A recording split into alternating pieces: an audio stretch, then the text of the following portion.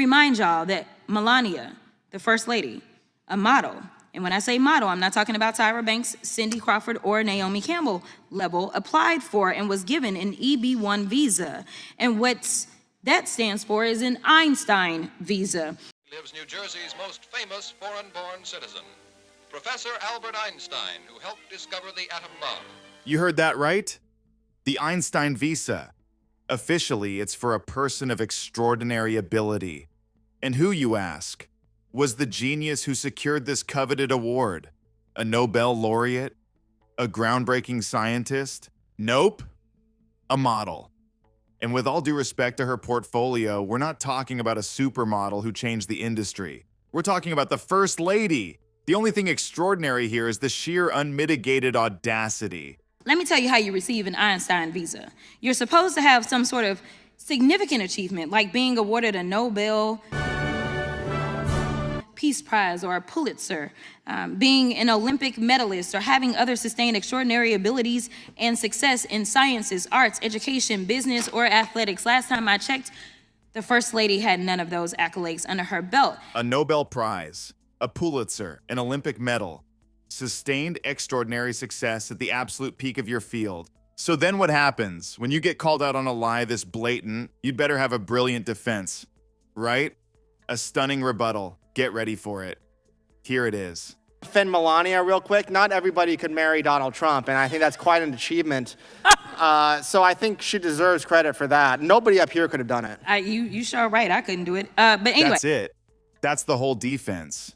Not everybody could marry Donald Trump. And you know what? He's right. Most people have standards. When your only counter-argument is a bad joke, you've already lost. Just look at her face. She knows it's a joke too. And this is where it gets really good, because while they're handing out genius visas to the family, they're running around screaming about integrity. The idea that Trump and my Republican colleagues want to restore integrity and security in the visa process is actually a joke. Let me be clear. Integrity is not snatching lawful visa holders off the streets and throwing them into unmarked vans. Integrity is not revoking visas based on social media posts that hurt somebody's little feelings because kids decide that they want to go after Trump or this administration. We have a thing called free speech in this country. And since we're talking about integrity, I'm confused as to why my Republican colleagues aren't talking about the lack of integrity when it comes to the president's family's visas. That's not a late night show punchline. That's a sitting member of Congress calling out what she characterizes as a system where integrity is defined by deporting individuals for their Twitter use. And if that sounds outlandish, it's because it occurred during Trump's tenure. While MAGA leaders espouse protecting the nation, Crockett asserts they were busy perusing feeds for hurt feelings and yanking visas as if it were a trivial high school squabble. Her inquiry was simple.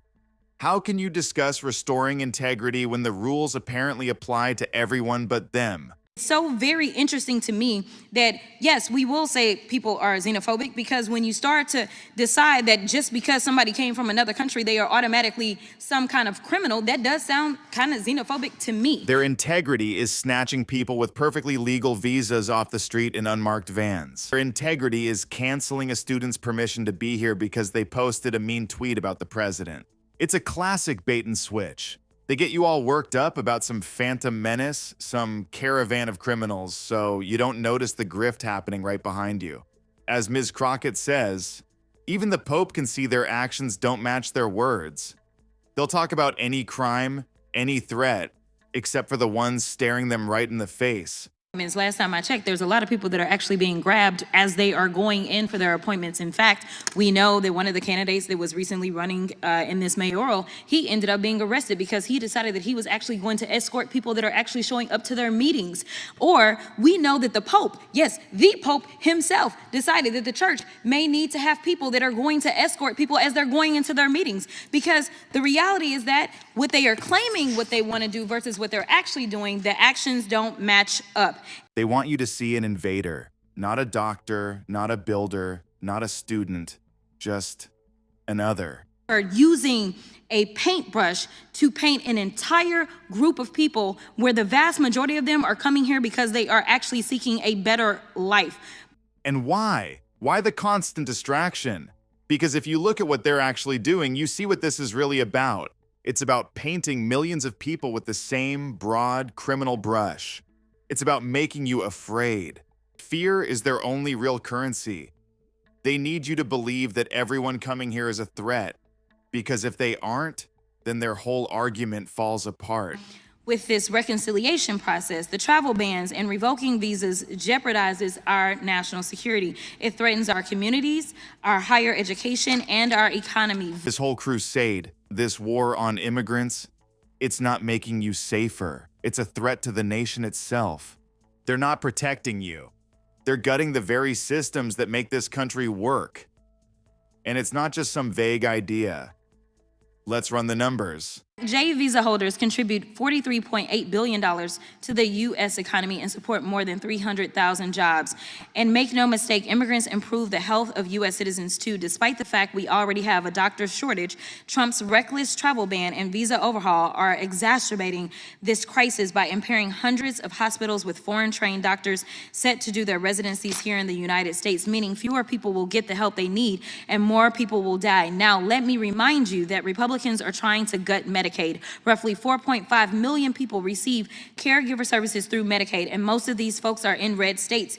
$44 billion into the economy. Gone. 300,000 American jobs.